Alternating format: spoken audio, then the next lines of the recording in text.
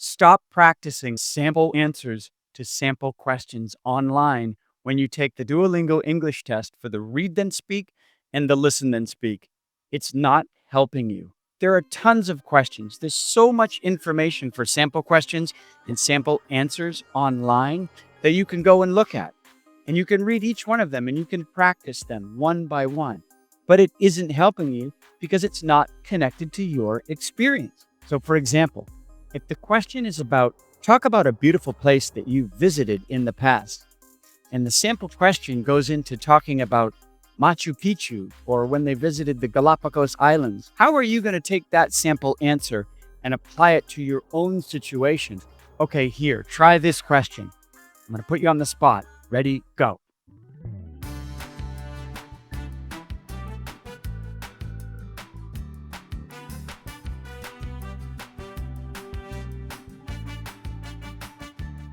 How was that? It's pretty tough, right? These questions are very, very hard. Everybody's in the same situation. Today's video is called Core Ideas. We're going to cover 8 basic points that you can answer by practicing and preparing again and again and again, and be able to apply them to these 2 particular question types: read then speak and listen then speak, so that you can ace them. Remember, read then speak shows up 1 time on the test. Listen then speak shows up 2 times. So they both carry a lot of weight when it comes to your production score. So we have to do well in these questions, and we can't be caught off guard. So the idea of practicing sample questions that don't apply to you can't help you improve. It'll just make you more nervous. It'll make you more worried, wondering, how can I possibly figure out a way to speak about any type of question that might come up? From my own experience teaching this in classrooms, there's an 85% chance that the question that you're going to receive is going to be a personal question, something about you, a TPO question, time, place, occasion. There's a 15% chance that you're going to go to different question type, which is a question type that's topic-based.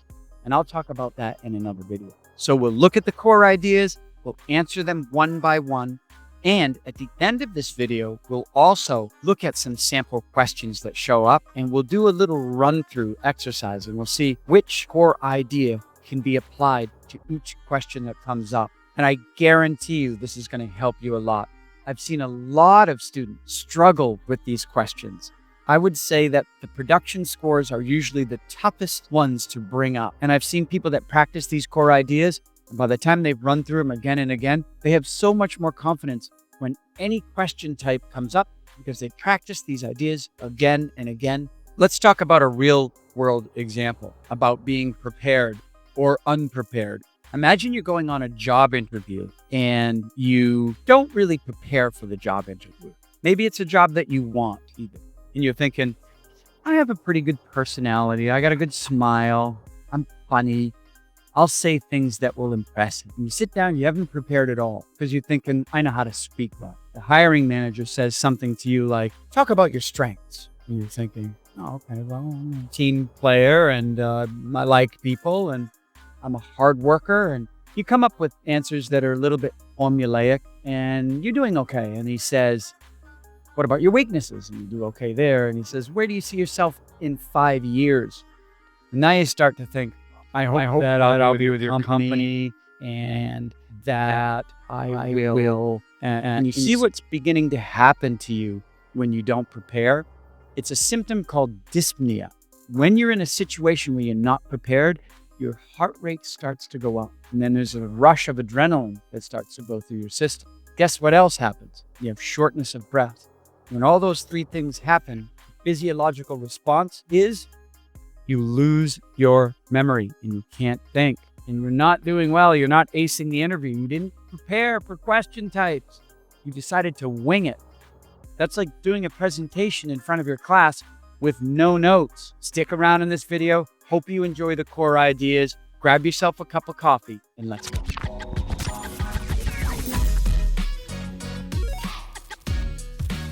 What about this question type is hard for you?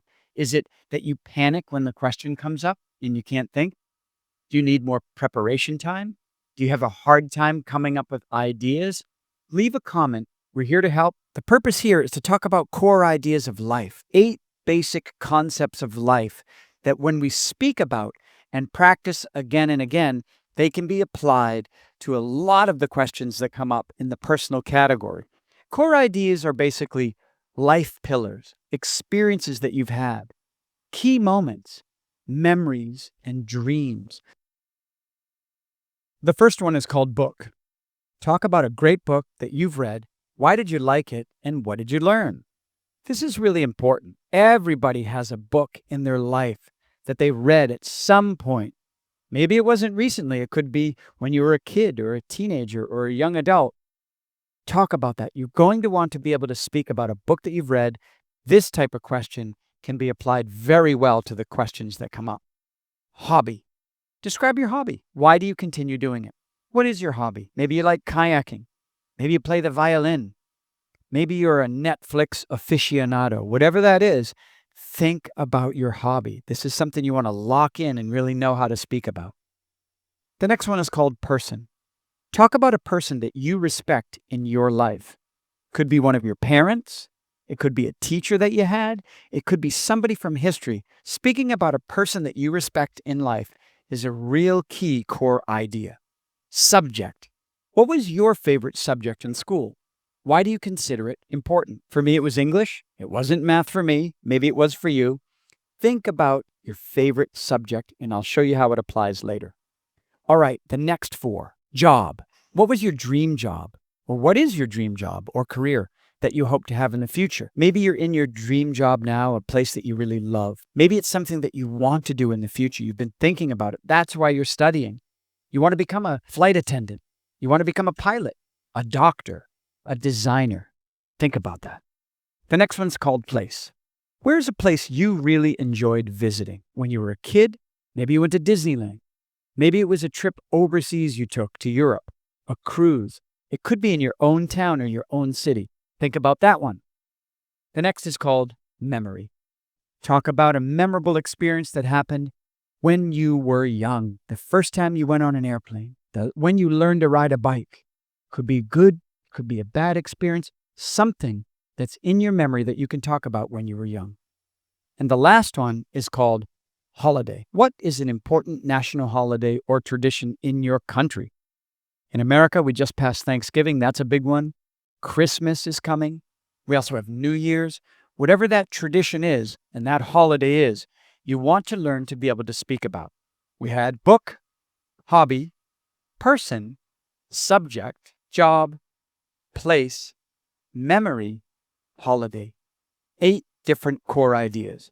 Now, let's take a look at each of them one by one and learn how to speak about them. So here's the question on book. Here's how we want to answer each question. Put a 30-second timer up for yourself and just do it in this fashion. It doesn't have to be too fancy. Hit the start. I'd like to talk about a great book that I read, why I liked it, and what I learned from it. This book was called The Outsiders. It was written by S.E. Hinton when she was 15 years old. I remember reading it back in elementary school. One reason I loved it is the characters were very great and memorable. They were teenagers. It was a book about growing up, and I was growing up at that time. Another reason is that I had a fantastic teacher. Her name was Nancy Atwell, and later in the future, she wrote many books and opened a school. Not too fancy, but do it again and again and again. Sit in front of a mirror. Practice it with your friend. Whoever that person is, just do it again and again and again until you perfect it. Let's try another one. I'm not going to do all these, but you get the idea. Let's try mountain bike. 30 seconds. We hit the start button. I'd like to describe my hobby and why I continue doing it. This is mountain biking. I've been doing this for probably 30 years. One reason is it's really great exercise. I feel physically stronger. My breathing is better. My cardiovascular system is stronger. I love it.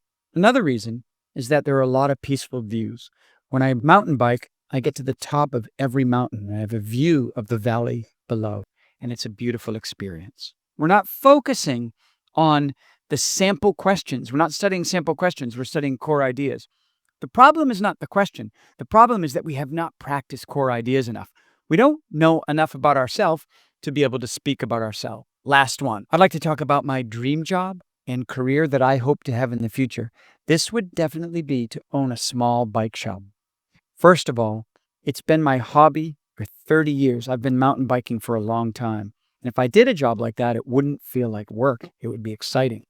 Secondly, I'm a very decent mechanic. I've been working on bikes and repairing them for years. I've spent years fixing and repairing. So fixing other people's bikes for business would be something that I'd be very capable of. File is downloadable. You're just going to go through it again and again and get that kind of practice. It's going to help you. Now, let's move on to the last and most important part. If you don't know me and it's the first time you're seeing me, my name is Lance with DETstudy.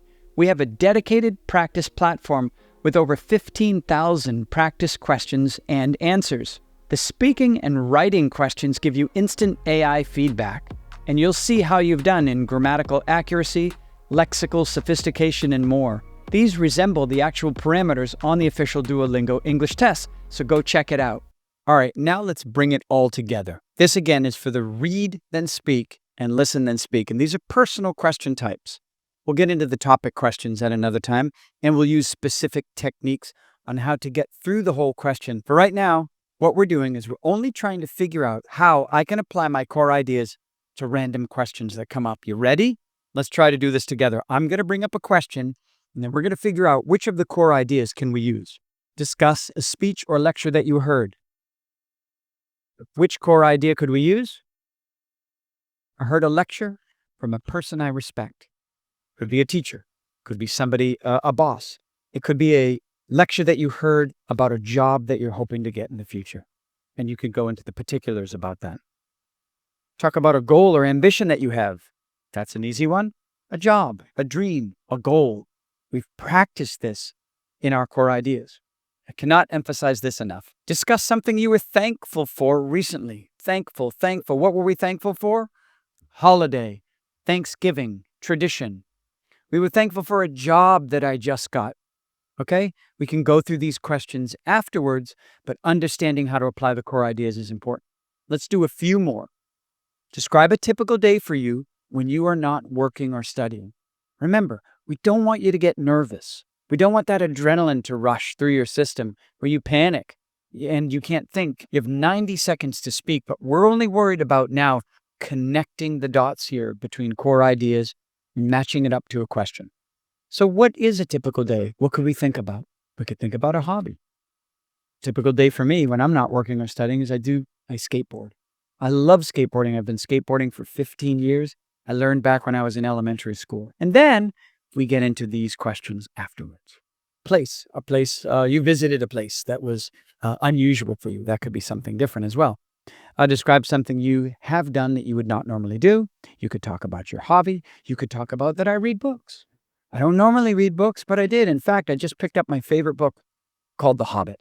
And you can go into details about that because you practiced that. Talk about something that upset you. What happened? What did you do about it? What can we connect? A job. I didn't get that job that I really wanted. I got into a fight at a holiday party. Recently, we had Thanksgiving, and the cousins and I had a political discussion, and it didn't go well. Talk about the last time you went shopping. All right, think about this one. What did you buy? Think, but don't think. Hobby. What's your hobby? You're a tennis player? You bought a tennis racket. You bought a new video camera. If you are a bike rider, you bought a new bike seat. We haven't even gotten to these questions, which we will. Because what happens to a lot of people when they take these tests, when they answer these questions? They're finished way too early. Why we're even doing this is so that we don't panic, we can smoothly answer the question, and we can speak for longer. This is going to affect your fluency score. We'll talk about that later. Describe someone who's well organized, the person you respect. For me, it was my English teacher. Describe a factory or office you visited. This one might be tough. Let's see, a factory or office. What could we connect to it? Oh, our hobby. I'm a golfer, and I recently visited a golf factory. It was amazing. We went there on a field trip with our school. We saw how all the clubs were made. Talk about your favorite season of the year. Holiday. It's the fall. My favorite season of the year is the fall. The reason is that it's Thanksgiving season. I love Thanksgiving. One thing that particularly stands out for Thanksgiving is it's a great time to get together with your family. You could talk about place. Summer is the best. The first time I went to Miami, because that's what you put for place. That's what you're connecting to season. I hope this has been useful. I think it is really instrumental when you're working on the Duolingo English test because it has such importance when you come to this question.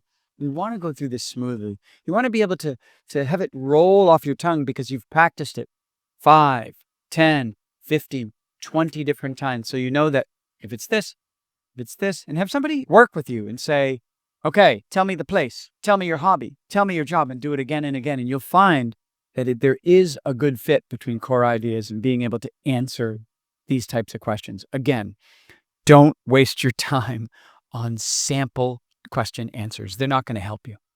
Thanks everybody for watching. If you are interested in more videos like this, please hit the like button and be sure to subscribe. And if you want to find out the 2 best months to take the Duolingo English test, check out this video right here.